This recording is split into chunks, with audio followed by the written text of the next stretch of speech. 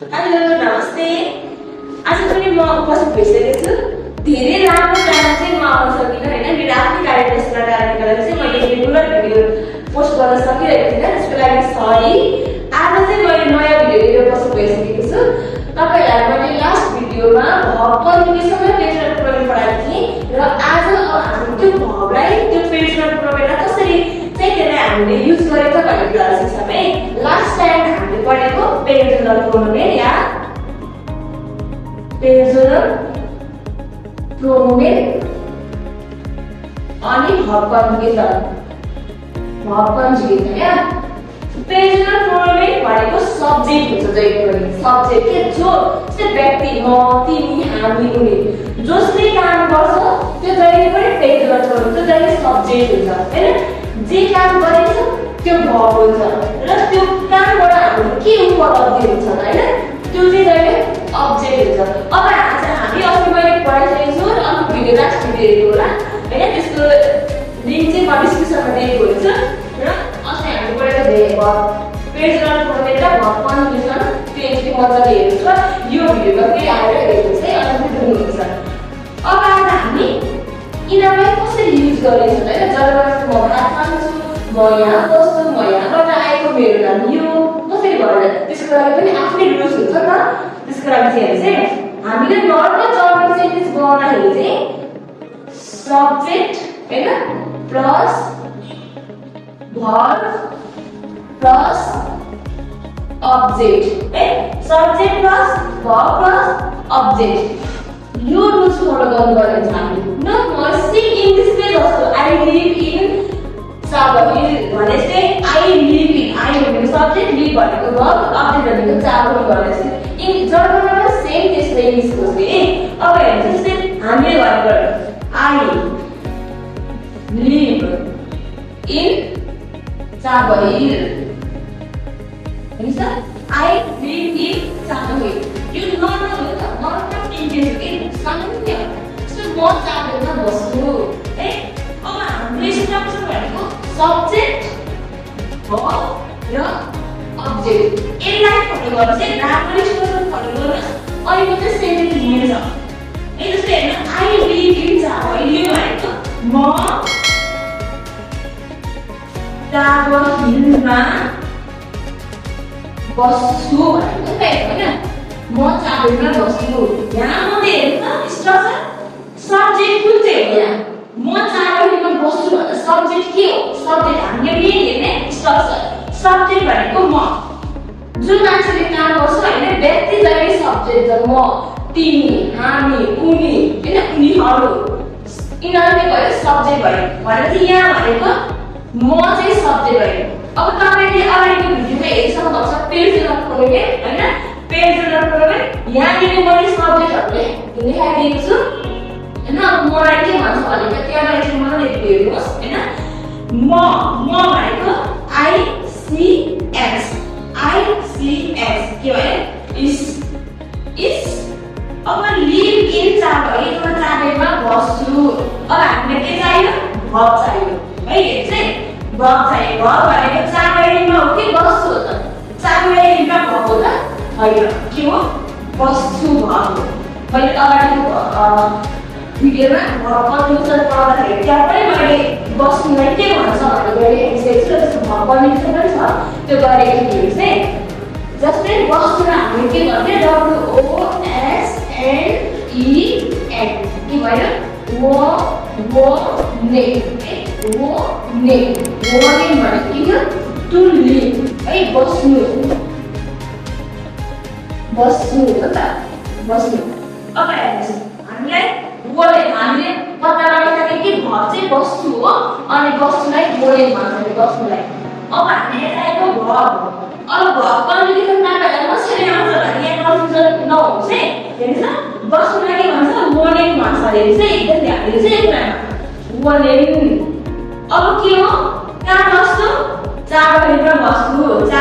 बस्छु। अब सब्जेक्ट चाहियो हामीलाई, सरी अब्जेक्ट चाहियो, सब्जेक्ट भर्ब अब अब्जेक्ट है। इस वने अब इन इंग्लिश के इन हुन्छ है, इन भनेको इन नै हो मा भनेको यो इन चाबहिल हेर्नुस् त इस बोर्डले इन चाबहिल यो मिल्छ एकचोटि ध्यान दिएर हेर्छ तपाईले यो हेर्नु भएको छ भने तपाईले ठीक हो भने ठीक बेठीको भने बेठी भएर छुट्याउन सक्नुहुन्छ हेर्नुस् है यहाँले इस बोर्डिङ इन चाबहिल भनेको त हैन यो त के भयो रङ हुन्छ के मिल्दैन यहाँ मिल्दैन किन यो हेर्नुस् है सब्जेक्ट अर्थात् भर्बलाई हामीले चेन्ज गर्नु परेको छ नि त बुझ्नु सक्छ हैन अब हामीले के चाहिँ इसमा चाहिँ भर्बको लास्टमा भर्बमा भएको लास्टको इआरलाई हटाएर इ गरेर इन्डिङ गरेको भनेपछि यहाँ सब्जेक्ट इस छ इस भनेपछि के हुन्छ मोर्निङको इआर हटाएर इ थप्ने रुल्स है WOS अब इआर हटाएर इ थप्ने इस बोर्न इन चाबहिल हेर्नुस् है म चाबहिलमा बस्छु इस वन इन चाबहिल हेर्नुस् है यो सब्जेक्ट हो यो भर्ब हो र यो अब्जेक्ट हो ठ्याक्कै स्ट्रक्चर मिल्छ इङ्ग्लिसको चाहिँ सजिलो जस्तो गाह्रो छैन है जस्तै अब यो त भयो म चाबहिलमा बस्छु अब हामी चाबहिलमा बस्छौँ भन्नु के हुन्छ भन्दा हामी चाबहिलमा बस्छौँ भन्नु अब याद गर्नुहोस् यहाँ सब्जेक्ट कुन हो भर्ब कुन हो र अब्जेक्ट कुन हो सब्जेक्ट भनेको व्यक्ति हुन्छ मैले पहिले भनेको सब्जेक्ट भनेको व्यक्ति जसले काम गर्ने हो त्यो के हुन्छ सब्जेक्ट हुन्छ अब हामीद्वारा बसिएको हो त चाबहिलमा भनेपछि हामी के हो सब्जेक्ट अनि बस्छौँ है बस्छौँ हैन बस्छौँ के भयो भर्ब र कहाँ बस्छौँ चाबहिलमा यो के भयो अब्जेक्ट भयो ध्यान दिनुहोस् है अब अघि म चाबहिलमा बस्छु भन्दा यस्तो भयो अब हामी चाबहिलमा बस्छौँ भन्दाखेरि के हुन्छ होला भन्नुहोस् त अब हामीले फेरि यही पुग्यो स्ट्रक्चरलाई हेरिहाल्ने स्ट्रक्चर फलो गरिहाल्ने अब यहाँ भनेको सब्जेक्ट अब सब्जेक्ट कुन चाहिँ होला हामी सब्जेक्ट हो कि चाबहिलमा सब्जेक्ट हो कि हैन बस्छौँ सब्जेक्ट हो कि कुन चाहिँ सब्जेक्ट होला त्यसलाई हामीले ध्यान दिने विशेष गरी सब्जेक्ट भर्ब र अब्जेक्ट भर्ब चाहिँ पनि सेकेन्ड क्वेशन हुन्छ हैन सब्जेक्ट भर्ब चाहिँ सेकेन्ड क्वेशनमा हुन्छ दोस्रो स्थानमा चाहिँ भर्ब हो है अब हामी चाबहिलमा बस्छौँ भन्दाखेरि अब यहाँ सब्जेक्ट के हो हामी हो त सब्जेक्ट के हो भनेपछि हामीलाई के भन्छ WIR वेयर अब हामीले चाहिँ भर्ब चाहियो भर्ब भनेको बस्छौँ के भन्छ वर्निङ हामी चाहिँ विल वर्निङ अब कहाँ चाबहिलमा इन चाबहिल जस्तै will warning in Chabahil subject verb object हामी चाबहिलमा बस्छौँ यहाँ हेर्नुहोस् अब यहाँ इसमा चाहिँ इस बोल्न यो बोल्ने चाहिँ रङ हुन्छ अरे अनि के इ भयो इनिङ भयो इस बोल्न भएको छु अब भुइँमा चाहिँ यो ठिक हुन्छ अरे यो राइट हो किन भन्छ अरे भुइँमा हामीले भर्ब कन्जुगेसन रुल्स पढ्दाखेरि मेन भर्ब चाहिँ हो त्यसलाई जस्ताको जस्तो हेर्नु नो चेन्ज हो नि त भर्बलाई नो चेन्ज भनेपछि हाम्रो मेन भर्ब के हो वर्निङ के मेन भर्ब वर्निङ हो है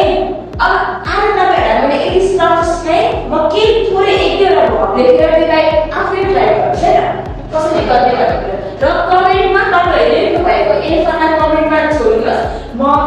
चेक गरेर तपाईहरुलाई म रिप्लाई गर्छु है मैले लेख्ने तपाईहरुले सार्नु होला म अलिकति थोरै नेपालीबाट तपाईहरुलाई म दिन्छु आफैले घरमा गएर गर्नुस् है अब हेर्नुस् है जस्तै अघि म चाबहिलमा बस्छु भयो अब मैले भनि तपाईहरुलाई उ चाबहिलमा बस्छ ए एउटा अर्को उनी चाबहिलमा बस्छिन् है अर्को हामी चाबहिलमा बस्छौँ तीनटा यो त मैले बस्छु यो वर्ड लेख्छु त भन्यो भनेर तपाईहरुले म अर्को भन्दिनु न कोखेन KOCHEN कोखेन को cook भनेको टु कुक भनेको मतलब पकाउनु केही कुराहरु पकाउनु है। अब तपाईहरुले के गर्नुपर्छ यो कोकेन भर्बलाई चाहिँ युज गरेर तपाईहरुले सेन्टेन्स बनाएर कमेन्ट बक्समा छोड्दिनुस् है। अब कोकेन यो भर्बलाई युज गर्नुस् ग्रामर स्ट्रक्चर फलो गर्नुस्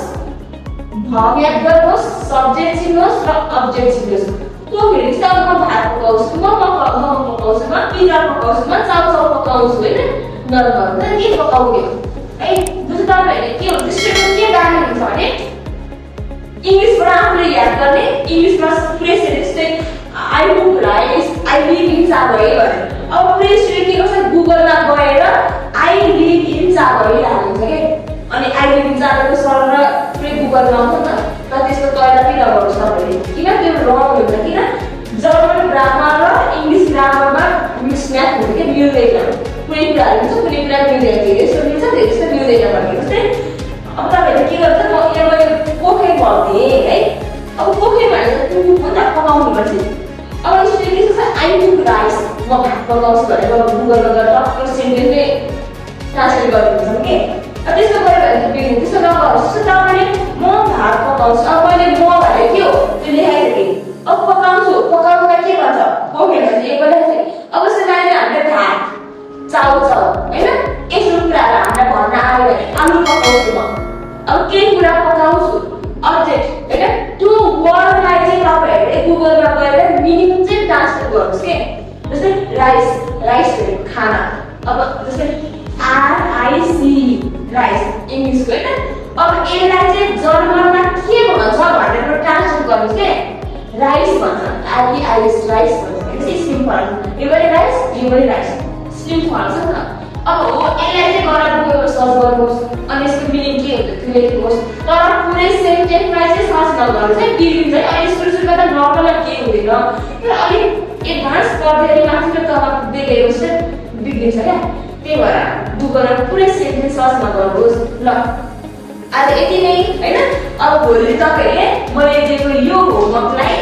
अनि यो भर्बलाई युज गरेर तपाईहरुले सेन्टेन्स बनाएर तर कमेन्ट बक्समा छोडिदिनुस् र म त्यो कमेन्टलाई चेक गरेर चाहिँ तपाईहरुलाई म कमेन्ट गरी रिप्लाई गरिदिन्छु है त। Thank you bye bye.